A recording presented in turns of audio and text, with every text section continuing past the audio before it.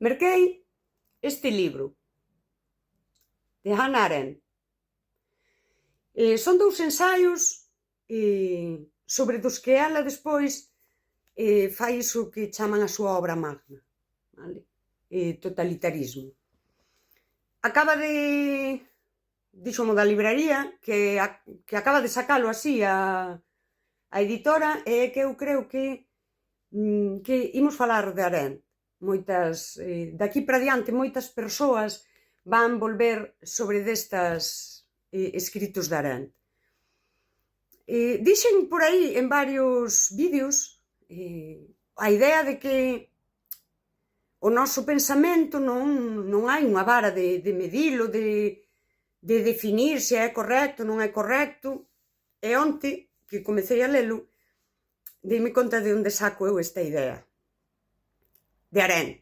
Arendt, ela sí que explicou moi ben, non? Esa diferencia entre o sentido común e o sentido lóxico. Estaba falando coa miña amiga Melody, que ela é super admiradora de Arendt, e ademais ela contoume a historia, para iso é historiadora, iso fai non mellor que a min, seguro, contar esa historia persoal de Arendt. Eu escoiteina moi atenta porque está moi ben coñecer un pouco as vidas, o contexto onde nacen as teorías das filósofas e filósofos. Case sempre filósofos, pero neste caso é unha filósofa. Total, sentido común e sentido lóxico. Explicación cutre que dou eu para falar dun exemplo que vexo eu todos os días case de sentido lóxico, que está totalmente, para min, separado do sentido común. O sentido común ten que ver co pensamento, cos costumes, cultívase na interacción entre nós. Sí? Isto é de sentido común, e ten que ver ca tradición, incluso, co costumes sociais. E o sentido lóxico é máis académico, é máis método científico.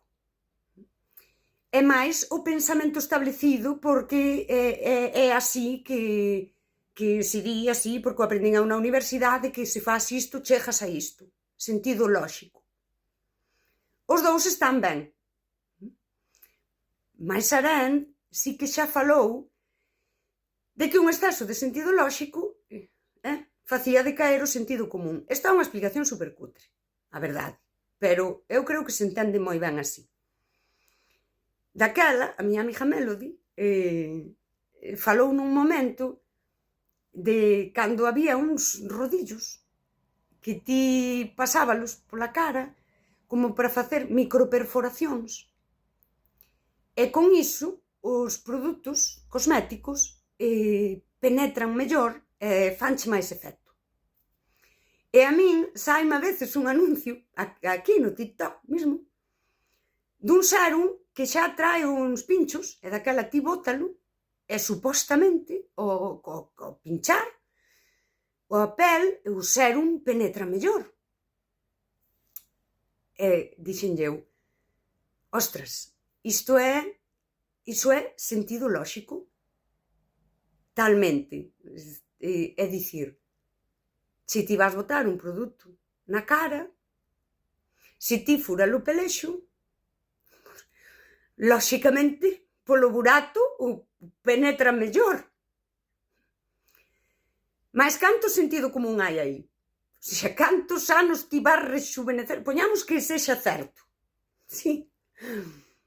Cantos anos de xuventude vas ganar ti por facer esa microagresión ao pelexo para que penetre mellor un sérum? E aí tes o sentido lóxico e o sentido común. E pareceume así moi revelador, e creo que vivimos moito nun momento de que o sentido lóxico está comendo o sentido común. Hai que falar máis, sí, ter estas cousas, non? Cando ela e eu falamos, ela conta a historia da Arendt, eu contolle que, pois isto que lín, e daquela chegamos a esta conclusión na que hai hoxe unha idea que está aí na cosmética, que é sentido lóxico, pero que ten moi pouco sentido común. É dicir, o mismo o que nós fixemos onte na conversa foi poñer a funcionar o sentido común. Traer as nosas cabezas ao sentido común. Traelas, que eu nunca comprei eso, nin líbreme Deus de estar furando o pelexo para parecer medio ano máis nova. Pero foi interesante isto.